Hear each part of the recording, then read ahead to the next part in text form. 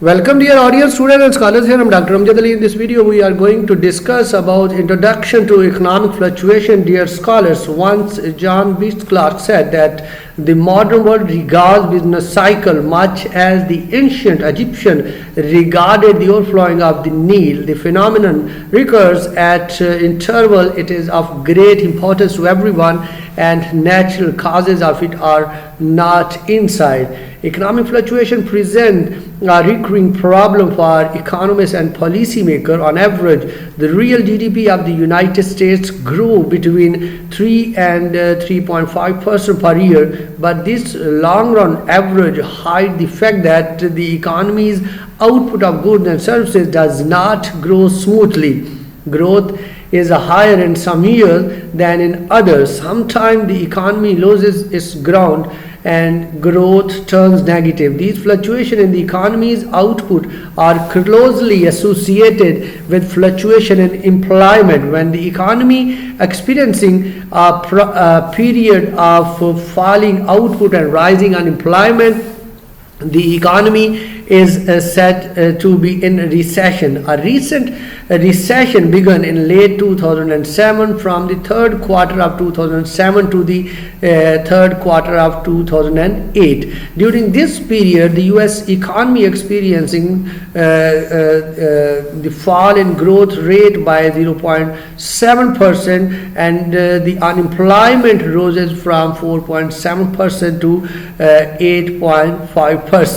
Economists call these short-term fluctuations in output and employment business cycles. Although these terms suggest that economic fluctuations are regular and predictable, they are actually not. Recessions actually are irregular as they are common. Sometimes they occur close together, while other times they are much far from one another. For example, the United States fell into the recession in 1982, only 2 years after the previous downturn. But at the end of that year, the unemployment rate had reached 10.8%, the highest level of unemployment since the Great Depression of 1930s. But after the 1982 recession, it was 8 years before the US economy experienced another recession. Okay, here we have some main questions about business cycle. These historical event raises a variety of related questions. We have some of the main questions here. What causes short-term fluctuation? What model should we use to explain them? And can policymakers avoid recessions? And if so, what policy devices should they use to control or reduce business cycles? As Egypt now control the flooding of the Nile Valley with Sawan Dam, modern society tries to control the business cycle with appropriate economic policies. Facts about the business cycle. Before thinking about the theory of business cycles, let's look at some of the facts that describe short-term fluctuation in economic activity. GDP and its component. The economy's gross domestic product measures the total income and total expenditures in the economy. Because GDP is the broadest gauge of overall economic condition, it is a natural place to start in analyzing the business cycle. Let's see a graphical presentation how the fluctuation GDP create the business cycle in the US economy. So in this graph we have the growth rate of real GDP in the case of US from 1970 to 2009. Here we have the horizontal line which shows the average rate of growth of 3% over the year during this period. You can see some of the periods we have negative growth rate, and some of the periods we have higher positive growth rate. Here we have some shaded areas. So see, here we have some shaded areas. These indicate the period of recessions. Okay, the National Bureau of Economic Research, a non-profit economic group, try to find out the starting and ending point of these business cycles. They want to predict the coming recession in U.S. economy as well as in among the whole developed countries.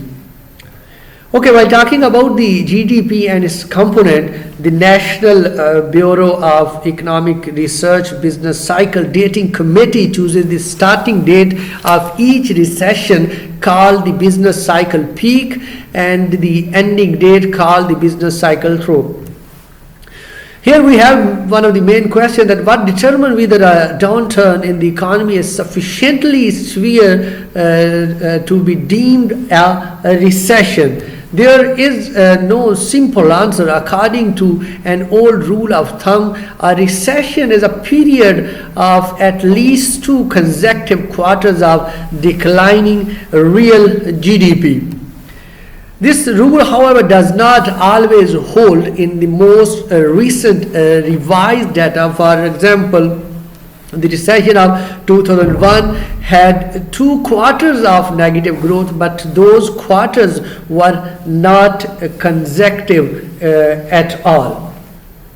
And the NBER Business Cycling Dating Committee does not follow any fixed rule, but instead looks at a variety of economic time series and use it to adjust when picking up the starting and ending dates of recession. Okay, here we have some graphical presentations about growth in consumption and growth in investment. Okay, here we have the growth in consumption in the case of US, and here we have the growth in investment in the case of US. So see, during the recession, as we know that these shaded areas are representing the recession period. So see, during the recession we have a fall in the growth in the consumption, and as well as we have a fall in the growth in investment. So this reveals that when we have a recession period, we have decreased consumption, decreased investment, and overall decreased level of economic growth. Unemployment and Ockers Law. The business cycles is apparent not only in dates from the national income accounts, but also in data that describe conditions in the labor market. Okay, here we have one of the main questions, that what relationship should we expect to find between unemployment and real GDP. Okay, because employed workers help to produce goods and services, and unemployed workers do not. Increases in unemployment rate should be associated with decreases in real GDP. Okay, this negative relationship between unemployment and GDP is called Okun's Law, after Arthur Okun, the economist who first studied this type of relationship. Okay, the magnitude of Ockers Law relationship, the line draw through the scatter of points, tells us that we have here percentage change in real GDP is equal to we have percentage that is normally considered the natural rate of unemployment minus 2 cross change in unemployment rate. Okay, we have here the graphical presentation of unemployment in the US economy. So see, here we have the unemployment rate in the US economy. So see, during the depression we have a rising level of unemployment. So whenever the US economy experiencing depression, there is a higher level of unemployment. So this figure shows that when during recession we have a lower level of economic growth or real GDP growth, we have a higher level of unemployment in the economy. Okay, unemployment and the Ockers Law. If the unemployment rates remain the same, real GDP grows but about 3%. This normal growth in the production of goods and services is due to the growth in the labor force, capital accumulation, and technological progress. In addition, for every percentage point the unemployment rate rises, real GDP growth typically falls by 2%. Okay, hence if unemployment rate rises from 5 to 7%, then real GDP growth would be, so see here we have percentage change, real GDP is equal to 3% minus 2 cross 7% minus 5%. So we have real GDP growth rate is equal to minus 1%. So in this case, Ockers Law says that GDP would fall by 1%, indicating that economy is in a recession. Ockers Law is a reminder that the forces that govern the short-run business cycles are very different from those that shape the long-run economic growth. The long-run economic growth in GDP is determined primarily by technological progress. The long-run trend leading to higher standards of living from generation to generation is not associated with any long-run trend in the rate of unemployment. By contrast, short-run movements in GDP are highly correlated with the utilization of the economy's labor force. The declines in the production of goods and services that occur during recessions are always associated with increases in joblessness or unemployment. Leading economic indicators that are associated with the business cycles are a recession. Many economists, particularly those working in businesses and governments, are engaged in the task of forecasting short-term fluctuation in the economy. Businesses, normally business economists are interested in forecasting to help their companies plan for the changing in the economic environment. Governments economists are interested in forecasting for two reasons. First, the economic environment affects the government. For example, the state of the economy influences how much tax revenues the government collects. Second, the government can affect the economy through its use of monetary and fiscal policy. Economic forecasts are therefore input into policy planning. One way that economists arrive at their forecasts is by looking at leading indicators, which are variables that tend to fluctuate in advance of the overall economy. Forecasts can differ in part because economists hold varying opinions about which leading indicators are most reliable. So here we have some of the main indicators. The first one is average work week of production worker in manufacturing sector. Second, we have the average initial weekly claims for unemployment insurance. Third, we have new orders for consumer goods and material adjusted for inflation. Fourth, we have new orders for non-defense capital goods. Fifth, we have index of suppliers deliveries. And sixth, we have new building permits issued. Seventh, we have index of stock prices. Eighth, money supply M2 adjusted for inflation. Ninth, interest rate spread. And 10th, we have index of consumer expectations. So let's see the detailed discussion of these leading economic indicators. The first, average work week for production workers in manufacturing. Because businesses often adjust the work hours of existing employees before making new hires or laying off workers, average weekly hours is a leading indicator of employment changes. A longer work week indicates that firms are asking their employees to work long hours because they are experiencing strong demand for their products. Thus, it indicates that firms are likely to hiring and production in the future.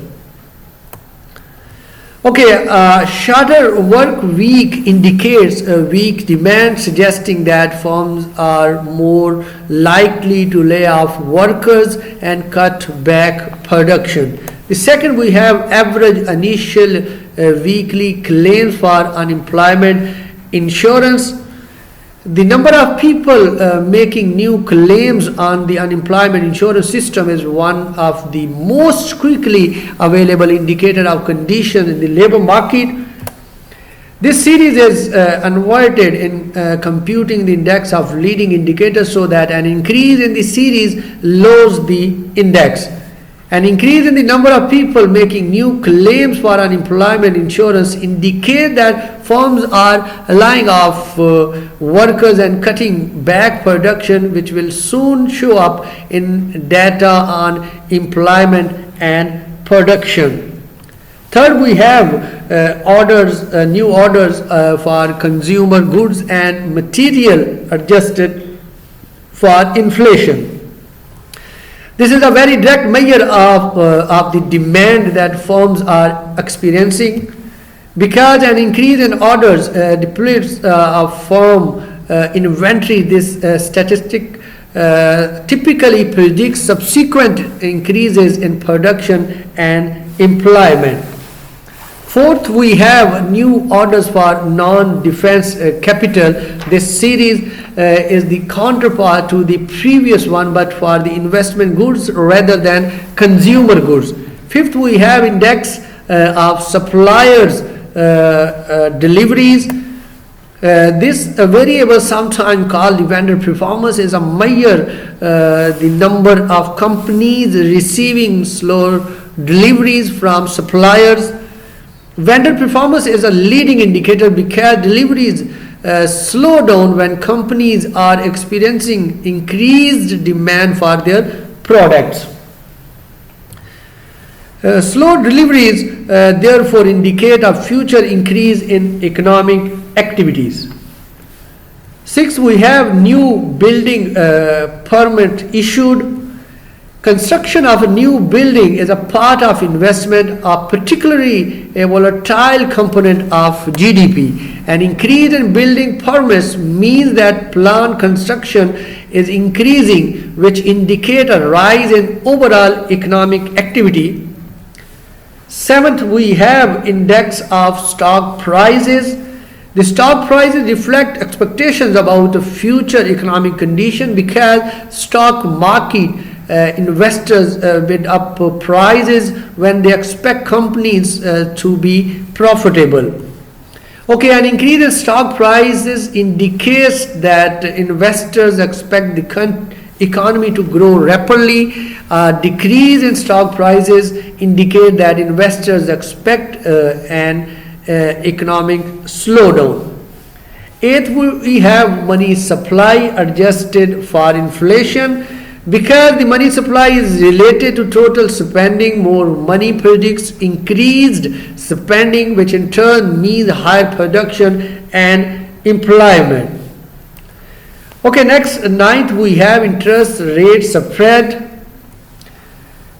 The yield spread between 10 years Treasury notes and 3 months Treasury bills. This spread, sometimes called the slope of the yield curve, reflects the market's expectation about future interest rates, which in turn reflect the conditions of the economy. A large spread means that interest rates are expected to rise, which typically occurs when economic activity increases. 10th, we have index of consumer expectations. This is a direct measure of expectation based on a survey conducted by the University of Michigan Survey Research Center. Increased optimism about future economic condition among consumers suggests increased consumer demand for goods and services, which in turn will encourage businesses to expand production and employment to meet the demand. The index of leading indicator is far from a predictor of the future, but it is one input into planning by both businesses and the government. So this is all about the introduction to economic fluctuations. So see you with another video. Ciao.